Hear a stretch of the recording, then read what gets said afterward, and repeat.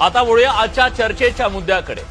मंडळी, या महाराष्ट्राला वसंतराव नाईक आणि सुधाकरराव नाईक असे दोन मुख्यमंत्री देणारा बंजारा समाज आज आपल्या अस्तित्वासाठी झगडतोय, संघर्ष करतोय, लाखोंच्या संख्येने रस्त्यावर उतरतोय। जो बंजारा समाज भारताच्या रंगीबेरंगी सांस्कृतिक ताण्याबाण्यातला एक अनोखा धागा आहे, ज्याने आपली अनोखी परंपरा आणि सांस्कृतिक ओळख जागतिकीकरणाच्या रेट्यात सुद्धा जपून ठेवली आहे। राजस्थानच्या वाळवंटातून निघालेला समाज देशभर विखुरला गेला।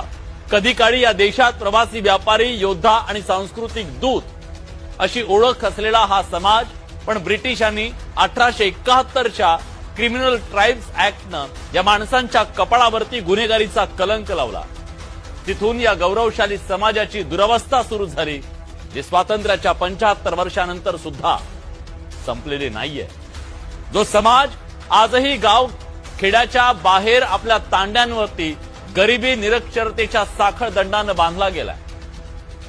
स्वतःच्या जमिनीचा तुकडा नाही, दुसऱ्याच्या उसाच्या फडात जनावरासारखं कष्ट करणाऱ्या समाजाच्या वाट्याला स्वातंत्र्याची फक्त इथं चिपाड आली। 40% समाज आजही ऊसतोडी करतोय, पाठीवर संसार टाकून 6-6 महिने स्थलांतर करतोय। उसाच्या पाचटात कसलं आलंय शिक्षण आणि कसलं आरोग्य। एआयच्या जमान्यात सुद्धा फक्त साक्षर होण्यापुरतं शिक्षण, जगण्यापुरते पैसे आणि डोकं झाकेल एवढं छप्पर अशी तांड्यावरच्या या माणसांची विदारक अवस्था आहे।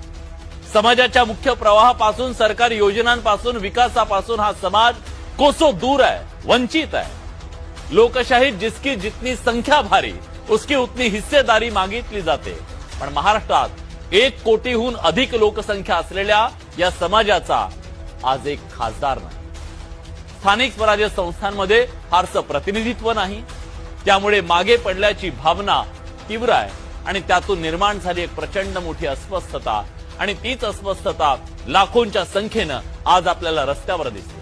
बंजारा समाजाची एसटी अर्थात अनुसूचित जमातीच्या आरक्षणाची मागणी तीव्र झाली आहे आणि या मागणीचा मुख्य आधार हैदराबाद राज्याच्या गॅझेटियरवर आहे, ज्यात बंजारा समाजाला आदिवासी किंवा एसटी म्हणून वर्गीकृत केलं आणि याच गॅझेटियर स्वातंत्र्यपूर्व काळातला निजाम शासनाचा आहे आणि तोच मराठा आरक्षणाच्या संदर्भात लागू करण्यात आल्यानं बंजारा समाजानं सुद्धा याचा आधार घेतला।